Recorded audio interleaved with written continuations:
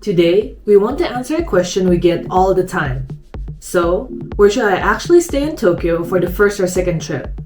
I get the complexity, because Tokyo is massive. It's both a city and a prefecture, which means when people say Tokyo, they're often talking about an area far bigger and more complex than they expect. That's why first-time visitors or second-timers often feel exhausted. Long transfers, confusing stations, late nights just trying to get back to the hotel. Which is why, before we talk about the specific hotels you should choose, we're going to help you decide the most important thing: location. We're going to break down this massive city, explaining the best areas to stay in for first or second timers and those traveling with family.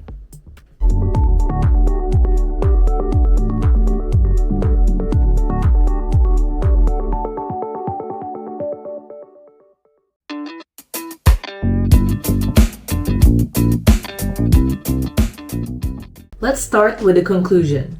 If this is your first time in Tokyo, you'll rarely go wrong by choosing one of these four areas.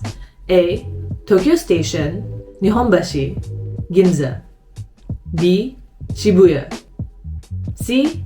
Ueno or Asakusa side. D. Akasaka, Tameike, and Toranomon. So you might have heard a few of these names before. What matters though is not how famous the area is, but whether it fits your travel flow, because each one can actually be the perfect location for you. It all depends on the kind of experience you're looking for.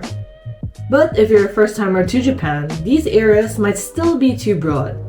So stay tuned, because we'll narrow down these options further to only one or two specific neighborhoods.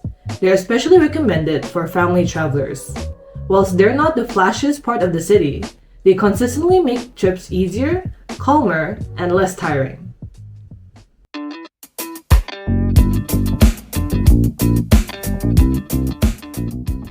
Before opening a hotel booking site, ask yourself just 3 things.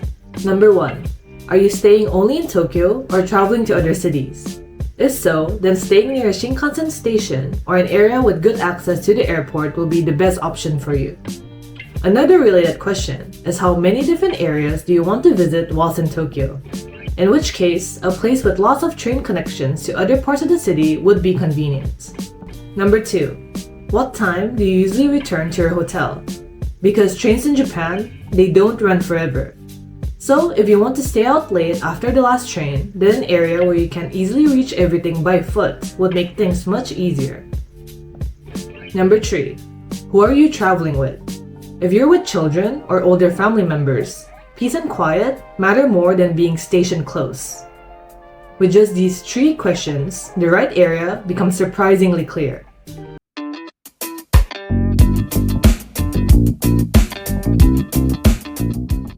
Option A. Tokyo Station, Nihonbashi, and Ginza. If your trip involves moving around a lot to other parts of Japan, this is the easiest base you can choose in Tokyo. You're right next to the Shinkansen or bullet train. You have direct airport access, and department stores and souvenir shopping are all within walking distance. Just be careful not to get lost in the massive Tokyo Station. The distance between the exits are far, and the underground passageways confusing. But make your way out and you'll find many shops and restaurants to attract your fancy. This area becomes especially valuable towards the end of your trip, when you're tired, carrying luggage, and logistics matter more than nightlife. If you're traveling beyond Tokyo or flying home soon, this area removes a lot of friction.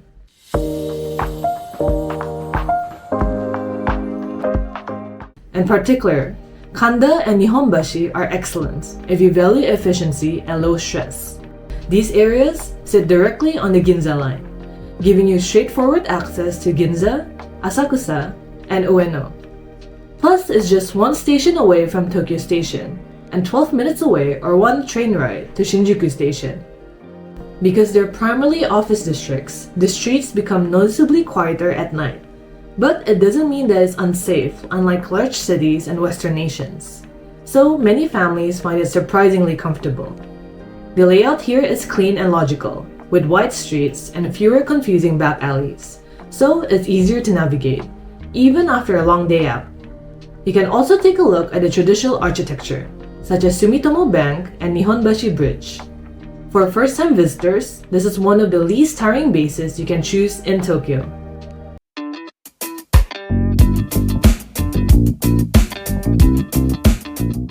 Option B, Shibuya area. Shibuya is ideal if you really want to taste Tokyo's energy. It's very close to many other trendy areas, Harajuku, Shimokita, Ebisu, and Daikanyama, all just one train ride away. The only downside is that it takes a bit longer to get to the airport or the Shinkansen station. In terms of intercity travel though, Shibuya is as well connected as it gets. Everything here is reachable on foot. Shopping, food, nightlife, even late nights out. You can stay out late, no need to worry about the last train, and simply walk back to your hotel. This is a great choice if nightlife and atmosphere are part of the experience you're looking for, and you don't mind a busier and louder environment. That said, Shibuya is not without its quieter areas. Keep walking past the buzzing street of Dogenzaka, and you'll eventually reach the residential area. With a massive Mega Donkey store, a large department store, and general goods shop nearby, there's still plenty of family shopping options within walking distance. Just make sure to go northwest, not west, or you might end up booking a Love Hotel instead.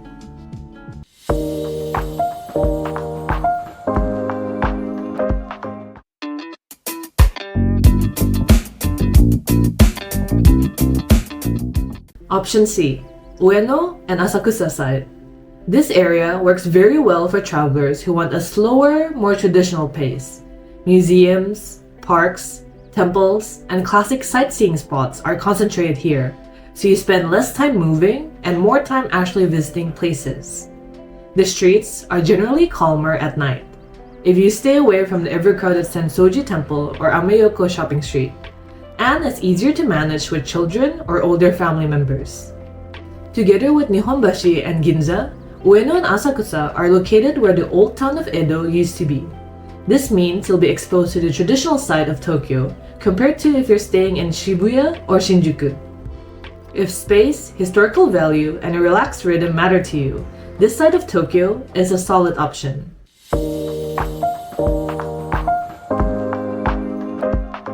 Out of the two options, Ueno works very well for families who want classic sightseeing at a relaxed pace. You have great access on foot to Asakusa, but also the traditional Yanaka district. The area tends to quiet down at night, which makes evenings much easier when you're traveling with children or older family members. You're the closest to large parks and major museums, so you can do meaningful sightseeing without constantly moving across the city. This area is ideal if you want easy sightseeing during the day and calm evenings at night.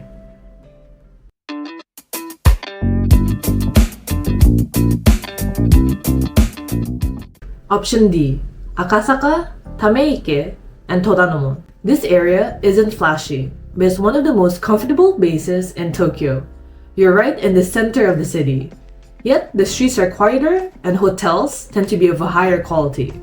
It's ideal if you want to experience deeper Tokyo efficiently, without constantly fighting crowds or navigating massive stations. Whilst this area has no Shinkansen connection, it does have a lot of metro lines running through them. If you're staying at Toranomon, it's especially easy to get to the airport. This is a great choice for grown-up travelers, business leisure trips, or anyone who values calm and convenience over spectacle.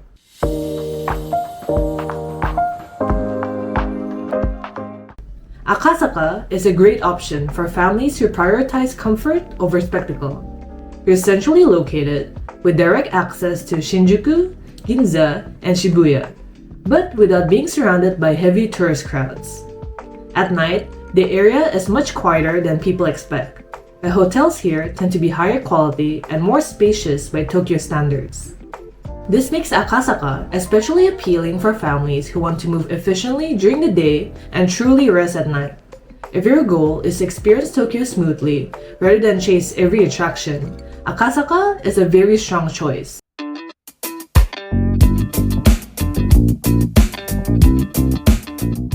So people often ask, what about Shinjuku, Shinagawa, or Odaiba? To be clear, none of these are bad. and they can even be more convenient to you if you're traveling with a specific purpose in mind. But this time, I excluded them because of one criteria: a base that works for families, grown-up couples, and first-time or second visitors, with minimal fatigue. But let's do a quick run-through of these honorable mentions.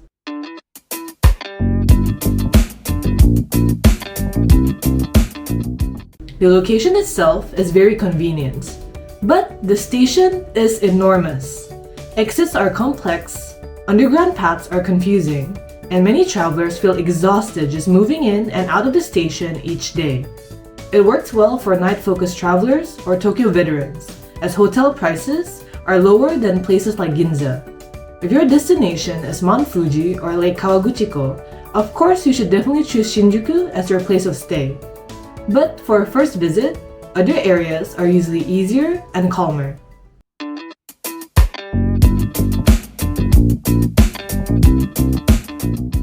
Shinagawa has excellent transportation access. It's one of 2 Shinkansen stations in Tokyo and provides easy, direct access to Haneda Airport.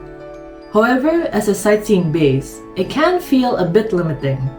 Most hotels are surrounded by office buildings, and once business hours end, the area becomes quiet in a very practical but not scenic way. There are fewer places to casually walk, browse, or explore at night. So after dinner, many travelers find themselves heading straight back to the hotel. So Shinagawa works well if efficiency is your top priority, or if you're combining business with travel. But for a first-time Tokyo trip, it often lacks the atmosphere that makes walking and discovering the city enjoyable.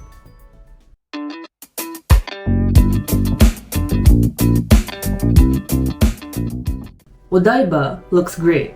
It's open, spacious, and feels very different from the rest of Tokyo. If you are flying out from Haneda Airport after visiting Shibuya and Tokyo Disneyland, for example, Odaiba is probably convenient. But as a base for sightseeing, it comes with trade-offs. To reach central Tokyo, you almost always need an extra transfer, whether it's Yuri Kamome to Shimbashi or Rinkai Line to Shinjuku and Shibuya, whether it's changing lines or crossing the bay.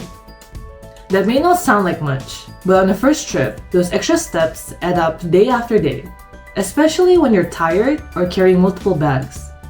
Another factor is that several major attractions in Odaiba have closed in recent years, which means there's less to do on foot than many travelers expect. Odaiba works best as a purpose-driven stay, for events, exhibitions, or a short resort-style break. But for a first-time Tokyo trip, it often creates more movement than it saves. So this time, instead of convenience, we prioritize being able to enjoy sightseeing, move efficiently, and transition smoothly to the next plan, without wasting energy. That's why we narrowed it down to options A through D.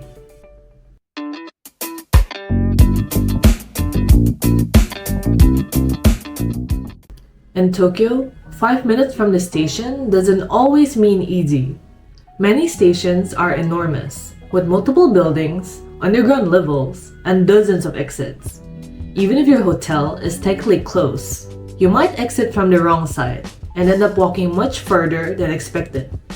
Underground paths can also be confusing, especially when you're tired, carrying bags, or navigating signs in a new language. At night, this becomes even more draining. Shops close, crowds thin out, and what felt manageable during the day can suddenly feel stressful. That's why if you're new to Tokyo, I strongly recommend one simple step.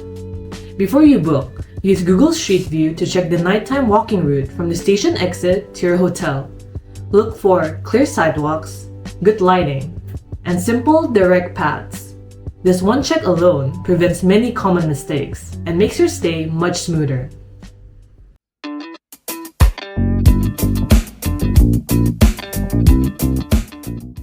So once you've chosen your area, there are a few details you should always confirm before booking. First, non-smoking or smoking rooms. In Japan, smoking rooms are still common, and availability can be limited, especially during busy seasons. Next, check whether the hotel offers luggage forwarding services and luggage storage. These are extremely helpful in Tokyo, especially if you're moving between cities or arriving early. Breakfast is another important factor. Unlike many other destinations, it's not always easy to find breakfast spots nearby that open early, feel comfortable, and have English-speaking staff. That's why hotel breakfast can make mornings much smoother, especially if you're traveling with family or trying to start your day efficiently. In Tokyo, these small details directly affect your comfort more than you might expect.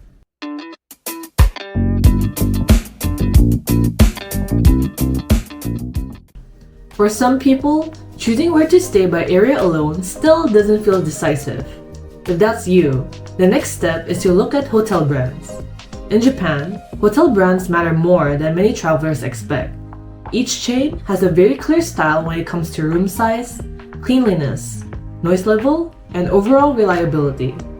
So instead of guessing based on photos or reviews, I'll organize hotels by brand type and explain which ones are easiest to use, especially for first-time visitors. This way, even if you're unsure about the exact neighborhood, you can still choose a hotel that's low risk and comfortable.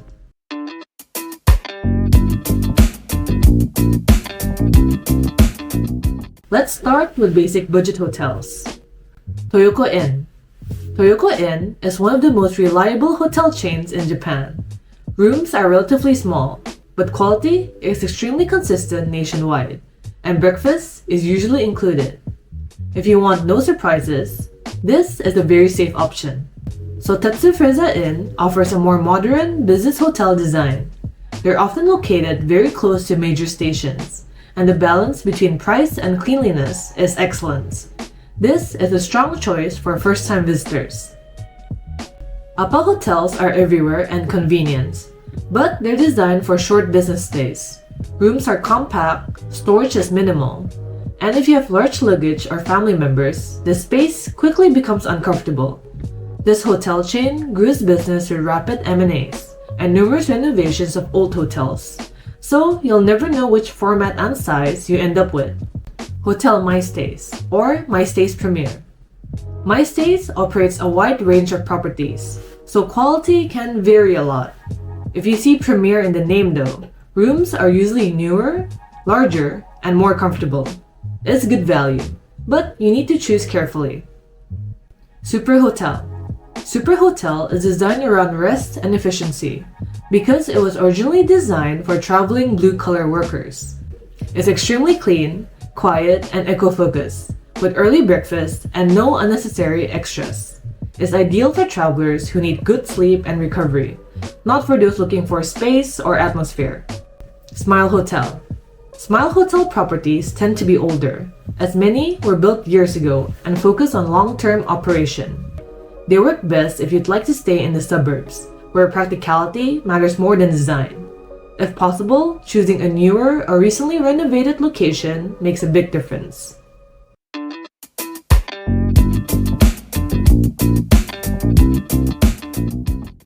Comfort budget, around $130 to $200. This is a category I recommend most often.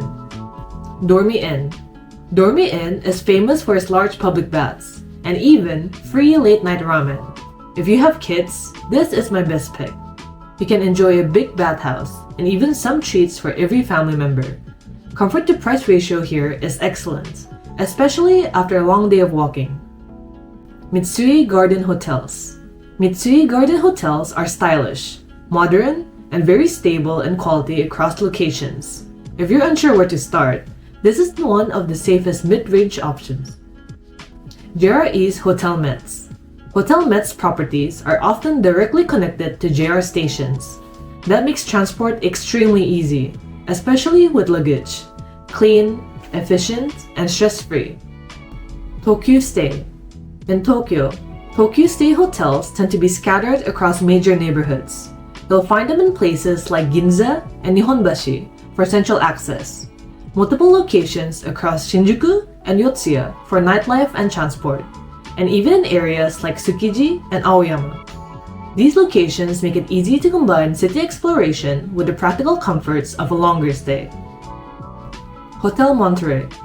Hotel Monterey offers European-style interiors and slightly larger rooms than typical business hotels, a good mid-range option for couples. Hotel Resol. Hotel Resol focuses on calm, design-oriented spaces. It feels a bit more boutique and works well in quieter neighborhoods.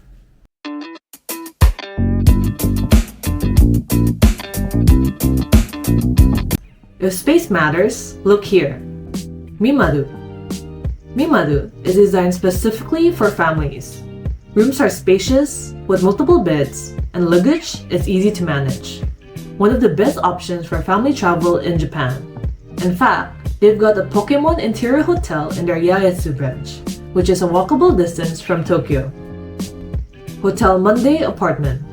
These offer kitchens and laundry options, making them ideal for longer stays. Comfortable and practical for groups. Citadines. Citadines is an international service apartment brand. Quality is consistent, and it works very well for families staying 5 nights or more.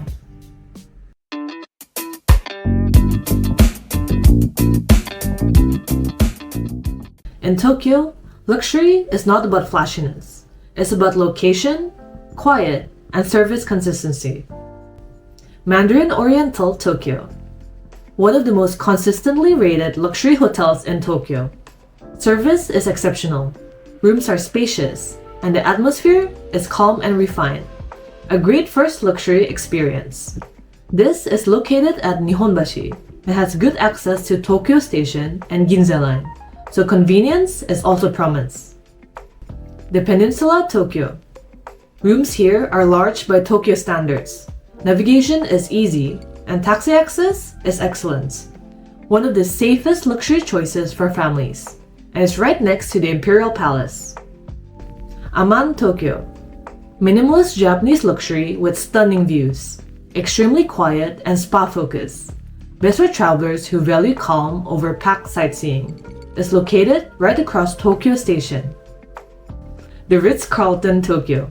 High-rise luxury hotel with city views. Excellent concierge support and direct access to museums and dining. Perfect if you want luxury plus culture, and is located at Roppongi. Four Seasons Hotel Tokyo at Otemachi. Clean, modern, understated luxury. Excellent transport access and very reliable international standards. No surprises, very polished. Imperial Hotel Tokyo. A historic symbol of Japanese hospitality.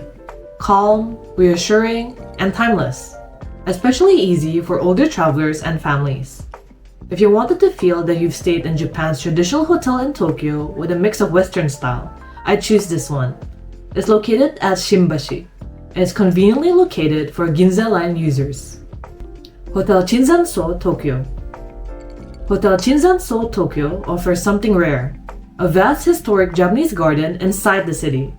If you don't mind the accessibility, but cherish your time in the hotel, this is a top pick. Rooms are spacious, the environment is quiet, and the hotel feels more like a retreat than a downtown base. It's ideal if your family prefers calm evenings, or if you want to balance busy sightseeing days with real rest. This isn't the most central option, but for comfort, space, and atmosphere, it leaves a lasting impression. It's located in the Bunkyo area, not far from the city of Tokyo, but far from metro or JR stations. So, to recap, have you traveled to other cities? A. Tokyo, Nihonbashi, and Ginza. Tokyo energy or nightlife, Shibuya. Family, value, and traditional, Ueno and Asakusa. Option C. Quiet comfort and adult travel, Option D. Akasaka, Tameike, and Toranomon. Shinjuku, Shinagawa, and Odaiba aren't bad. They're just not essential for a first visit. If this video helped you, please like and share this video to anyone who might be visiting Japan. And for more smart travel tips to make your trip more efficient and stress-free, make sure to subscribe to Travel Smart Japan.